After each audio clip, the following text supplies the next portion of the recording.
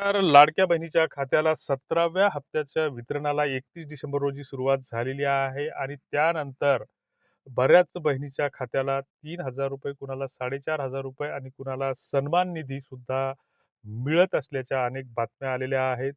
लाडक्या बहिणीच्या संदर्भात जे काही 31 डिसेंबरला 17वा हप्ता वितरित होणार असल्याचं सांगण्यात आलं. त्यानुसार बऱ्याच बहिणीच्या खात्याला ₹1,500 आले असल्याची माहिती समोर आलेली आहे. मात्र अशातच अनेक बहिणींना हे ₹3,000 तर काहींना ₹4,500 आणि काहींना सन्मान निधीचं वाटप सुद्धा करण्यात आलेलं आहे. संक्रांतीपूर्वी अनेक बहिणींना साडी चोळीचं वाटप होणार आहे. त्याच्यासोबत सन्मान निधी सुद्धा दिला जाणार आहे किंवा काहींना किट दिली जाणार आहे आणि हे काही विशिष्ट जिल्ह्यांपुरतं आहे. नेमके हे जिल्हे कुठले? ₹3,000 कुणाला मिळाले, ₹4,500 कुणाला मिळाले आणि ₹1,500 कुणाला मिळाले आणि कुणाला मिळणार आहेत, कुणाला मिळणार नाहीत, किती बहिणी यातून बाद झाल्या आणि कुठल्या-कुठल्या जिल्ह्यांसाठी हे वाटपाचं प्रयोजन आहे, याबाबतची माहिती आपण या व्हिडिओच्या माध्यमातून घेणार आहोत. सत्य आणि वस्तुनिष्ठ माहिती देण्याचा प्रयत्न आपण या व्हिडिओच्या चॅनलच्या माध्यमातून करत असतो. तेव्हा या चॅनलवर तुम्ही जर नवीन असाल, तर हे चॅनल सबस्क्राईब करा व इतरांना सुद्धा ही सत्य, वस्तुनिष्ठ माहिती देण्याचा प्रयत्न करा. मित्रांनो, 1 नोव्हेंबर पासून सातत्याने लाडक्या बहिणीच्या संदर्भात वेगवेगळ्या बातम्या येत आहेत. तसं म्हणायला गेलं तर सुरुवातीपासूनच जून 2024 मध्ये ज्यावेळेस ही योजना जाहीर झाली किंवा लागू झाली, तेव्हापासूनच या बहिणीच्या संदर्भात सातत्यानं माध्यमातून बातम्या येत आहेत. मात्र या योजनेमुळे किंवा महिलांचा सन्मान वाढला किंवा महिलांनी आर्थिक प्रगती केली किंवा महिलांच्या आयुष्यामध्ये काहीतरी परिवर्तन झालं असा दावा सरकारकडून केला जात असताना सगळ्यात जास्त त्रास देणारी, डोकेदुखी ठरलेली महिलांसाठी विशेषतः आणि सगळ्यात जास्त छळ करणारी जर कोणती योजना असेल सध्याच्या राज्यातील, तर तिचं उल्लेख जर करायचा झाला, तर तिला लाडक्या बहीण योजनेचाच करता येतील. कारण आमच्या महिला भगिनींना, गावखेड्यातील महिलांना या योजनेमुळे अनेक त्रासांना सामोरं जावं लागलेलं आहे. कारण घराची, कुटुंबाची जी काही जबाबदारी असते, तर ती घर चालवण्याची जबाबदारी ही पुरुषावर असते. मात्र कुटुंब सांभाळण्याची, ते कुटुंब पुढे नेण्याची ही मुख्य जबाबदारी ही आमच्या महिला भगिनीवर असते आणि त्यातच ह्या महिला भगिनी आमच्या बहुतांश 80% पेक्षा जास्त महिला भगिनी ह्या गावखेड्यातील आहेत, अशिक्षित आहेत, अडाणी आहेत, रोजगार हमीवर मजुरी करणाऱ्या आहेत, गावखेड्यामध्ये शेतात राबणाऱ्या आहेत, काम करणाऱ्या आहेत आणि अशा स्थितीमध्ये सुरुवातीला जूनमध्ये ज्यावेळेस निवडणुका डोळ्यासमोर ठेवून या लाडक्या बहिणींसाठी ही योजना जाहीर करण्यात आली. तर त्यावेळेस अ, मताचं आमिष दाखवून म्हणजे पैशाचं आमिष दाखवून मतं मिळवण्यासाठी महायुती सरकारने ही योजना जाहीर केली आणि शेतकऱ्यांना सुद्धा आश्वासन दिलं होतं, की आम्ही तुमचा सातबारा कोरा करू. मात्र अजूनपर्यंत जूनपर्यंत कोरा झालेला नाही. त्या संदर्भातही बऱ्याच कंड्या पिकत आहेत आणि अशा स्थितीमध्ये लाडकी बहीण योजना जाहीर झाल्याच्या नंतर समोर येणाऱ्या निवडणुकांना डोळ्यासमोर ठेवून 14 ऑगस्ट 2024 रोजी लाडक्या बहिणीच्या खात्याला पहिल्या टप्प्याचे ₹4,500 जमा झाले. दुसऱ्या टप्प्याचे जमा व्हायचे होते. काही बहिणींना जमा झाले. त्याचे धडाधड मेसेज आले. मात्र इथल्या सरकार नावाच्या व्यवस्थेनं बँकेला गुप्तपणे सूचना देऊन सगळी खाती होल्ड केली. मग ती डॉर्मॅट प्रकारामध्ये असतील, स्टॉपमध्ये असतील किंवा के-वाय-सीसाठी होल्ड केलेली असतील. कारण असं खातं होल्ड करायचे बँकांना अधिकार नसतात किंवा रिझर्व्ह बँकेचे तसे निर्देश आहेत, की असं कुठल्याही परिस्थितीत उठसूट कोणीही कुणाचं खातं होल्ड करू नये. होल्ड करायचं असेल तर त्याच्यासाठी नियम येतं, की त्या खातेदाराला सूचना दिली पाहिजे, की या कारणामुळे तुमच्या गेल्या अनेक दिवसापासून तुमच्या खात्यामध्ये व्यवहार नसल्यामुळे तुमचं खातं के-वाय-सीसाठी थांबवण्यात आलेलं आहे. मात्र यांनी कसं आहे काकतलं उचलायचं आणि बाजारात मांडायचं या पद्धतीनं ती खाती होल्ड केली आणि आमच्या महिला भगिनींची प्रचंड हाल झाले. जसे नोटबंदीमध्ये ग्राहकांच्या रांगा लागल्या होत्या, पोलिसांचे फटके खावे लागले.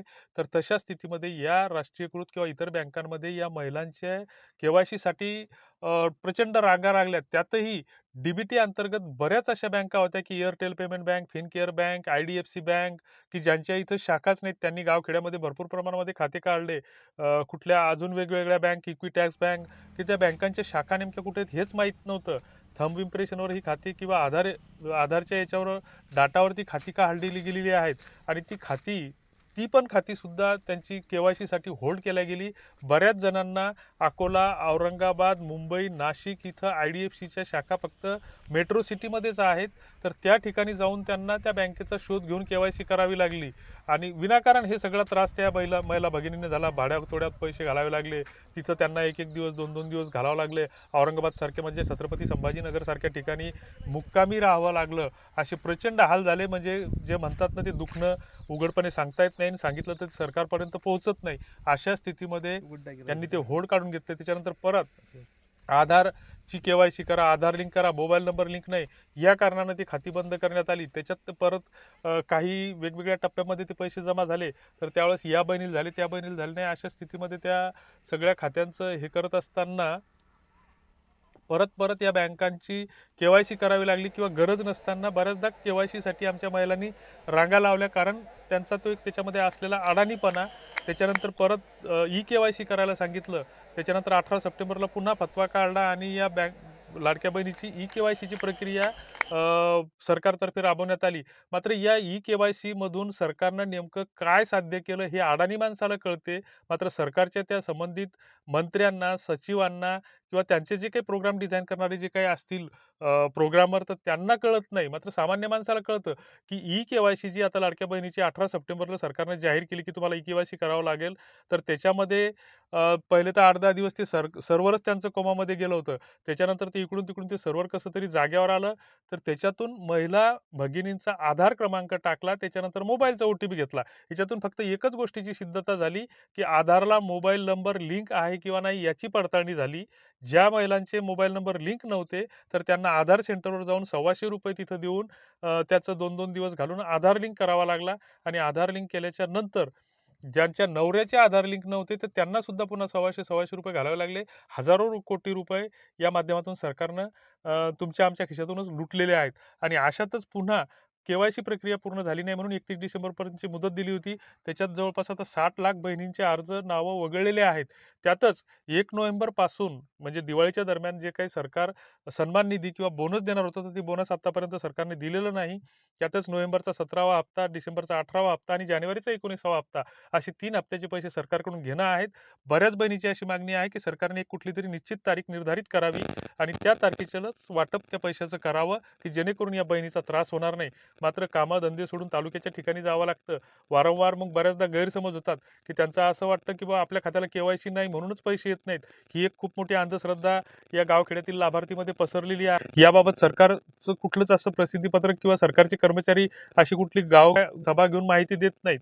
मात्र हे सगळं करत असताना जे काही लाडक्या बहिणीला 17वा 18वा हप्ता जो काही मिळणार होता, सातत्याने येत असतात. चुकीच्या बातम्या येत असतात, खोट्या बातम्या येत असतात. प्रसिद्धी माध्यमातून सुद्धा बऱ्याचदा जे काही फेक पोर्टल आहेत, तर त्याच्यावरून ह्या अशा चुकीच्या बातम्या येत असतात आणि यातून आमच्या महिला लाभार्थ्यांची खूप मोठ्या प्रमाणामध्ये दिशाभूल होते.